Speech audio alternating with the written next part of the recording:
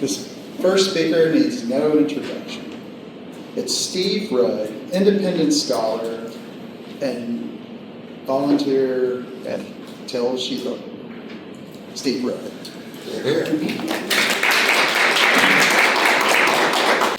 My name is Steve Rudd, and we're going to talk about the archaeology of Daniel today. I'm going to feature two Babylonian cuneiform tablets, both of them that date to 560 BC. Both of them read Belshazzar, chief official of the king. The question is, who is this Belshazzar, chief official? The consensus view is that it's the seventh king of Babylon. I'm going to propose today, in my thesis, that it's none other than Daniel the prophet. If true, this will authenticate the date of Daniel, because Christians do view that it was inspired around 5 to 60 BC, in that range. The Bible trashers, however, say that it was written as a pseudepigrapha after 167. Well, before we get to our two featured artifacts, I'm going to look at 32 other artifacts that confirm the book of Daniel in 13 minutes. So hang on, ladies. Dr. Jones say we're going for a ride. I want you to think of Daniel as the stopwatch of the Babylonian captivity. When he physically enters Babylon, the 70 years starts in 605 BC, as per Jeremiah 38:2, when he surrendered, as per Jeremiah's instructions. It ends when he leaves Babylon in 536. We have the Babylonian chronicles that show how Jerusalem was captured by the Babylonians. It documents the Battle of Carchemish, or Necho II, and we find in Jeremiah 46:2, Jerusalem. It also confirms the story where Jehoiakim was captured by Nebuchadnezzar and replaced by Zedekiah in 2 Kings 24. And here we have Jehoiachin's ration tablet, as in 2 Kings 25:30, where it says Jehoiachin was given a regular allowance by the king, a portion for each day all the days of his life, and here it is. We have the Israelite tower that was the siege of Nebuchadnezzar in 587, built by the Hebrews, and we've actually found Scythian arrowhead. We have the spectacular Nabusar-Sakim tablet that is who this man is mentioned as a eunuch by name in Jeremiah 39:3, and Daniel 1:3 indicates that eunuchs were in these chief positions. We have the Bulla of Gedaliah the governor. It dates to around probably 587, because that's when he was appointed. Jeremiah 40 verse 8, he's mentioned. And of course, this two-line Bulla reads, a property of Gedaliah, who is over the house. And this was provenanced in Lachish in 1935. Apparently, this onyx cameo was worn around the neck by Nebuchadnezzar. It dates to 585, and it says, in honor of Merodach, his lord, Nebuchadnezzar, king of Babylon. In his lifetime, he had this made. And I just wonder if Nebuchadnezzar is responsible for inspiring Mr. T's bling around his neck. We have the Ishtar Gate here in 569 that everybody's seen. In Daniel 4:29, we've got the palace of Nebuchadnezzar. Here's the excavation top plan. We have Nebuchadnezzar's doorstop at the temple of Isidore at Sippar. And notice the rosette motif design that's also found in modern carpets.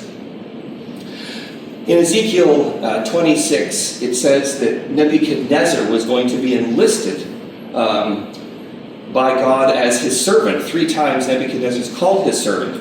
And then God gave Nebuchadnezzar Egypt as wages for conquering Tyre. And of course, the job was completed a couple of centuries later by Alexander the Great.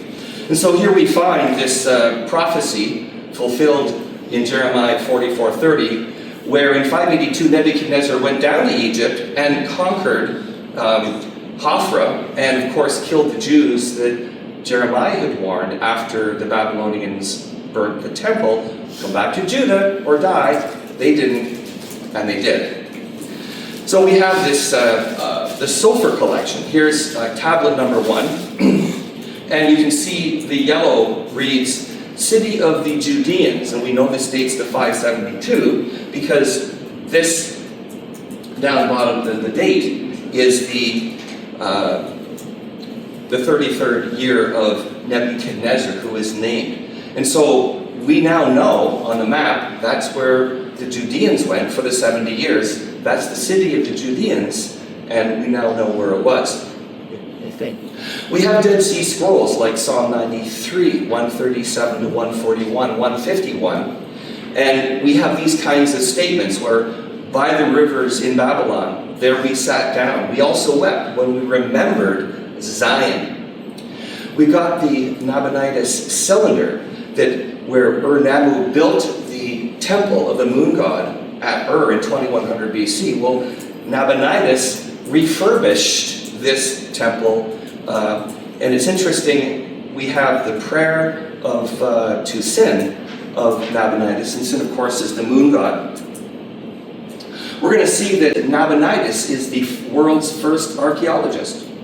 Babylon at the time worshipped Marduk, and he was kind of like Akhenaten, went against the grain and worshipped the moon. And so he went around excavating and rebuilding temples, finding, okay, they're doing Marduk now, but maybe they were doing Sin on an earlier date, validating his change in religion. So he is noted as the world's first archaeologist.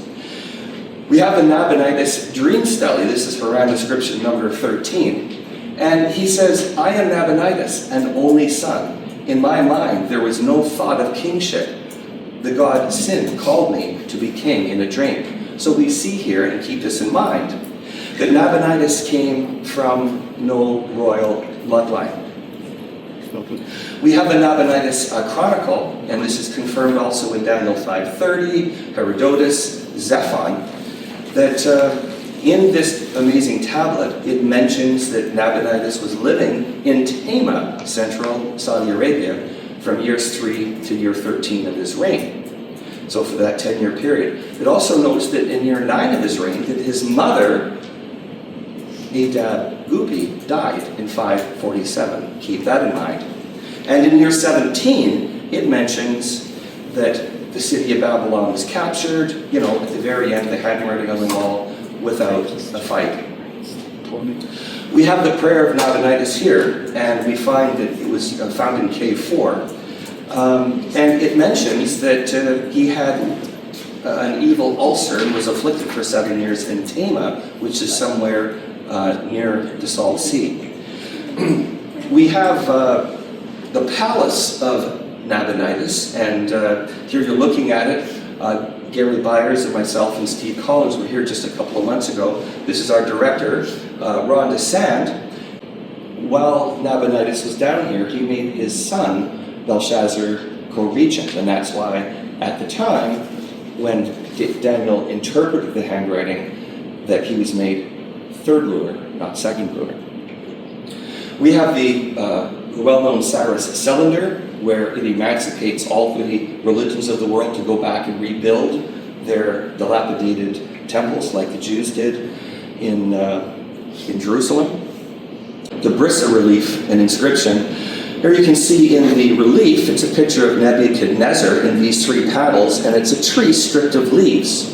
And it talks about how Nebuchadnezzar stripped the trees of the leaves, indicating a stripping of their power. That directly echoes what is stated in Isaiah 14:8. I've come to the conclusion because of this that the unknown Babylonian king in the famous Lucifer passage of Isaiah 14, the king of Babylon, the Hallel, is none other than Nebuchadnezzar himself. We have Pharaoh Necho, who conquered Josiah and Megiddo in 609. But the key is in 605, I'm going to postulate that Nebuchadnezzar marries an unknown daughter of Pharaoh, of Necho II, as part of a peace treaty, which wasn't uncommon. And this wife is the mother of Nicritus, and Nabonidus married Nicritus, who is the mother of Belshazzar. So in 539, the handwriting on the wall, Belshazzar dies. Nicritus, this Egyptian daughter, is the granddaughter of Necho, the daughter of Nebuchadnezzar, the wife of Nabonidus, and the mother of the seventh king of Babylon, Belshazzar. I believe that she, Nicritus, is the queen mother who told her son Belshazzar about Daniel in Daniel 5:10. We know it can't be Nabonidus' mother because she died 8 years earlier. We know that from the inscription. We now know why Belshazzar's mother had an Egyptian name, Nicritus. It says in Herodotus, such a woman as recorded was queen. Cyrus then marched against Nicritus' son. And now we know why Belshazzar is called the son of Nebuchadnezzar 6 times in Daniel 5, where we can see from the genealogy here that Belshazzar traced his royal bloodline through Nicritus, through Nebuchadnezzar. We have close to 15 million estimated bricks that were created by Nebuchadnezzar. Here's a stamped brick. It reads, Nebuchadnezzar, king of Babylon, who provides for Azigla and Zeta, the eldest son of Nebuchadnezzar, king of Babylon, am I. This is a fabulous inscription in Akkadian Cuneiform. It's actually a pseudepigrapha. It purports to be 1700 BC, but it's pretty clear that it was created during the time of Nebuchadnezzar. The important thing is that the inscription reads, those who offend the gods will be thrown into the oven. So I enlisted our own Matt Glassman, who can read cuneiform, to do a little research on this word oven. And he reported back and said, Steve, this is not an easy bake oven for baking cookies. This is a large-scale commercial oven. It's not a domestic oven, it's a large-scale commercial oven. Therefore, it is a brick kiln. So those who offend the gods will be thrown into the brick kiln. We have the Salt Papyrus in 200 BC, and we can see pictured here a couple of Egyptians tied back to that in a brick kiln being executed. Then we have the elusive Darius the Mede. Does he exist? Absolutely. There's actually 4 ways we can prove that he existed. The Nabonidus Stele H1B, the dream inscription number 15, and the Zephon. So in 542, on one of the inscriptions, H2B, Nabonidus named his 3 enemies 3 years before Babylon fell, with a handwriting on the wall. The first enemy was the king of Egypt. The second was the king of the Medes. That's Darius. And the third was the Arabs. Notice the Persians aren't mentioned. Cyrus isn't mentioned. These are mentioned. Then in 556, a little bit earlier than the first one, in the dream inscription, he's told that the king of the Medes destroyed all the temples of Marduk and he will die because of it. So we can see that the Medes were known enemies of the Babylonians at this time. And of course, Roger Young and Stephen Anderson's PhD dissertation show in this great chart, which I'm not going to go through, 8 parallels between Cyaxares II and Darius of the book of Daniel. And it's very, very convincing. So we have Darius. Then we got Dead Sea Scrolls. This one's important, 4Q 114, which was, we all know, has been recently carbon dated, and it says the accepted 2 sigma calibrated range is 230 to 160. And of course, 2 sigma accuracy is 95% certain. So to defer that this is young and that it would be old, number one, you would see that the parchment scrolls were treasures with a typical lifespan, surprise, of 300 years. This is well known now. Very likely predates the desecration of the temple of Antiochus IV in 167. It's pre-Qumran, which began after 150 BC. More likely, Qumran 125. There's no evidence that 4Q 114 was a recycled pomaset. And it's unlikely that it was 80-year-old stock given the high volume of parchment consumption in Qumran. So I make this statement. The new carbon 14 date for Dead Sea Scroll 4Q 114 of Daniel is 230 to 160. This is significant because it provides strong evidence that Daniel was written before Antiochus IV desecrated the temple in 167. Bible skeptics date Daniel to after 167 because otherwise they must confess it was a genuine prophecy of the abomination and desolation at the hands of Antiochus IV in Daniel 11, 21 to 35. This new carbon date provides a 70-year window for 4Q114, making it statistically probable that it was written around the midpoint of 195, validating the inspiration of Daniel. But there's actually 8 families of Dead Sea Scrolls of Daniel. We've only tested one of those 8 families. I propose that we test the other ones in a lab as well. This is one of my favorites on carbon dating. 4Q112, and it mentions Daniel 2:33. In the days of those kings, God will set up a kingdom which will never be destroyed. Of course, there were 5 kingdoms that were seen in the prophecy, and we see here that this was fulfilled. The 5th kingdom is the church on Pentecost in Acts 2, 24th of May, AD 33. So we see that not only that aspect, but that we often overlook the archaeology of a prophecy of 4 world kingdoms, which is massive amount of evidence. We see that the abomination of desolation in Daniel 11:21, Antiochus IV, here's a coin that I excavated in a cistern in May 2013. This is the coin of Antiochus IV. He's a real person. He was prophesied. We've got the 70 weeks of Daniel that began on the 8th of April, 458 BC, as per Ezra 7:9. And the key here is that it is exactly 490 years to the solar day, to the resurrection on the 5th of April, AD 33. How do you compete with that perfect fit? Then you've got Daniel 12, the 1290 days, which I believe refers to the 3.5-year ministry of Christ. The ultimate abomination of desolation isn't the temple in 167 or in 70, it's the temple of Jesus Christ's body himself. And so they actually prophesied a 3.5-year ministry.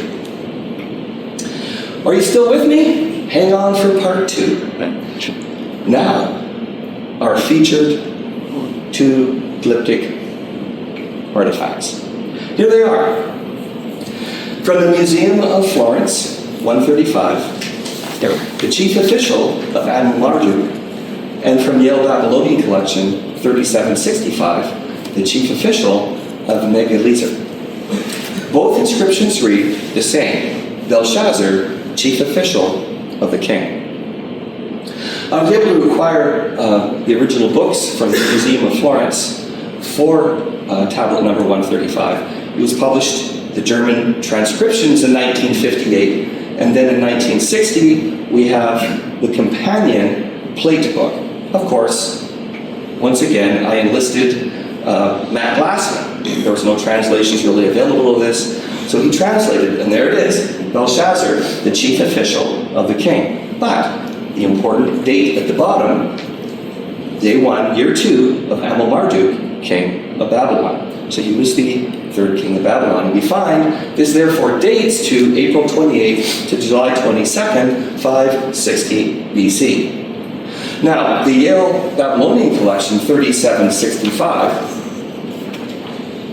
was translated by Dowdery, but unfortunately, he never actually translated the date at the bottom. He just referred to it. Once again, Matt Glassman kicked in, first time ever, a full translation of this that I'm aware of. The month of Abu, 21st day 21, ascension year of Nabonidus, king of Babylon. So that dates this to the 11th of August, 560 BC. So what do we have? We've got 2 inscriptions. Amel-Marduk, the 3rd king, Nabonidus, the 4th king. 2 different kings of the same inscription, chief official of the king. They're 2 to 12 weeks apart, separated by a coup and separated by 2 political parties. So we've got this chart which you have a handout for, and you can see that I call the first dynasty is Republican, then there was a violent coup, and the Democrats took over. Then there was a violent coup, and the Republicans took over. And so, keep that in mind. This is 7 Babylonian kings, 3 dynasties, interrupted by 2 violent coups with 2 political parties. So who is this Belshazzar chief official? Is he the 7th king of Babylon, or the prophet Daniel? I'm going to propose in 13 arguments that this is, in fact, Daniel the prophet. Number 1, Scripture says that Daniel functioned as chief official of the king. 603, he was second ruler under Nebuchadnezzar. Then we have our 2 featured artifacts. Then in 539, he's third ruler under Nabonidus, co-regent with Belshazzar, handwriting on the wall. Then 539, he's made second ruler under Darius. And then 537, second ruler under Cyrus. It says in Daniel 1:31 that he continued until the first year of Cyrus. Number 2, Daniel was fluent in cuneiform. It says in Daniel 1:4 that he learned the language and literature of the Chaldeans. And so it seems likely that he probably was fluent in Akkadian at the time he was appointed in 603. But these 2 inscriptions are 42 years later. I'm pretty certain he probably would have learned cuneiform by the time these 2 inscriptions were made. Therefore, they really are things that he would read, approve, and was working with. But we also have other evidence the Jews were fluent in cuneiform. We have the Sulfur tablet, which mentions the city of the Judeans, Al-Yehuda. And we have Jehoiachin's ration tablet. Obviously, the Jews did have an ability to communicate in that language. Number 3, King Belshazzar had to be told about Daniel by his mother Nitrokis. Despite Daniel being active in 571 BC, when Nebuchadnezzar was restored of his insanity, which is only 11 years before the first Tablet of Florence, 135 and 560. If King Belshazzar was chief official named in the 2 inscriptions, he would have been in the palace and he would have known about Daniel, but he did not. Number 4, the father-son dynasty was disrupted twice by violent coups before Nabonidus became the 6th king, making it highly unlikely Belshazzar would ever be appointed second to Nabonidus. Now we look at the coups. We got Republicans versus Democrats. Okay, so in 560, the Democrat Nabonidus assassinated Republican Marduk. And then in 556, 4 years later, Republicans Belshazzar and Nabonidus assassinated Democrat Marduk. So I say it's unthinkable that Democrat Nabonidus would reappoint Republican Belshazzar as chief official of the king immediately after a violent coup, but he would reappoint a politically neutral spiritual advisor like Daniel as chief official. Number 6, Daniel, being a non-political spiritual foreigner, is in his favor that he would be reappointed throughout this entire period and had a history of being trusted. The 2 inscriptions are separated by a maximum of 4 months and a minimum of 20 days. Nabonidus assassinated Marduk just days before the 2nd inscription. Obviously, the same Belshazzar was immediately reappointed as chief official by the new king. Marduk was pro-Nebuchadnezzar, and Nabonidus was anti-Nebuchadnezzar, hence the political tagging that I have fabricated. Meaning it was highly unlikely that Nabonidus would reappoint anybody from a prior administration, and certainly not Belshazzar, who was pro-Nebuchadnezzar. Just as Trump fired all Biden's administration staff, but continued to use neutral religious men like Franklin Graham for prayers, so Nabonidus would never reappoint the chief official of the king he just assassinated, unless he was a neutral, non-Babylonian, trusted religious leader like the prophet Daniel. Number 7, Nabonidus, like Hazael, was a usurper, son of nobody. outside the royal bloodline, making it highly unlikely that his obscure son Belshazzar would ever be appointed second in rank under two previous kings across two different dynasties through two violent coups. Here we have another second example of, this is the Heron Stele H2A, and it reads, "I am Nabonidus, a nobody, and kingship is not within me, but the god Sin called me to be king," in a dream published by Berlin.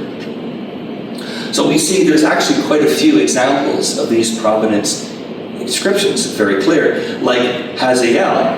The basalt of Chablis III records in his annals, he basically says Hazael, and this is the king of, in the Bible, of 841 BC, that Shalmaneser calls him the son of nobody, who actually murdered Ben-Hadad II in 2 Kings 8 verse 7 and 841 BC. And of course, who is this Hazael? He's the guy that created the famous House of David, in inscription here found in Tel Dan in the gate.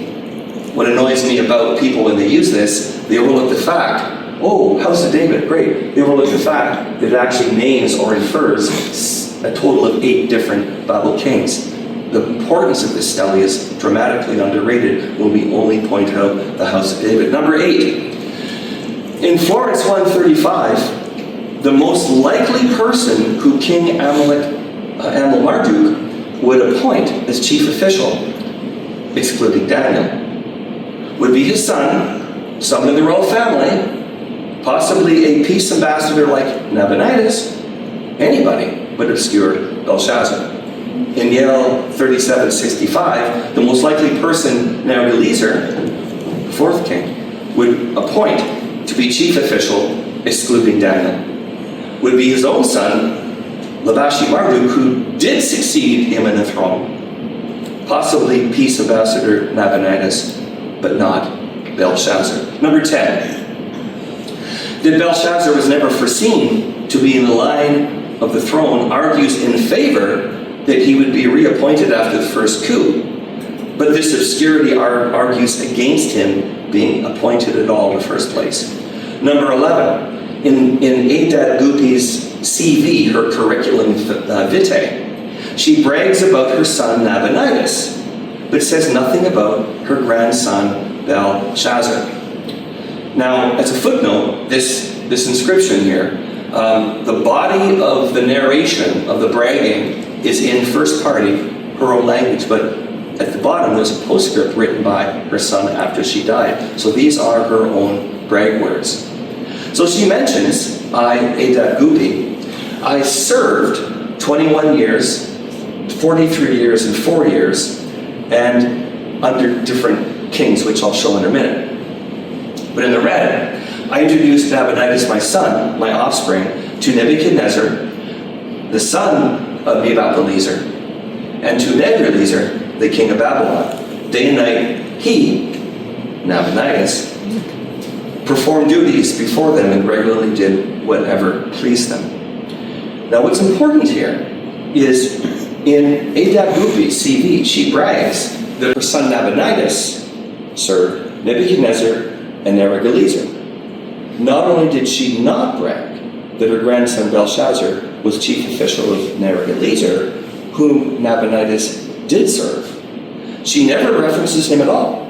Worse, she never mentions that Nabonidus served under Amel-Marduk, the king of Florence tablet 135, making it very improbable that her grandson Belshazzar would be appointed chief official of this Amel-Marduk.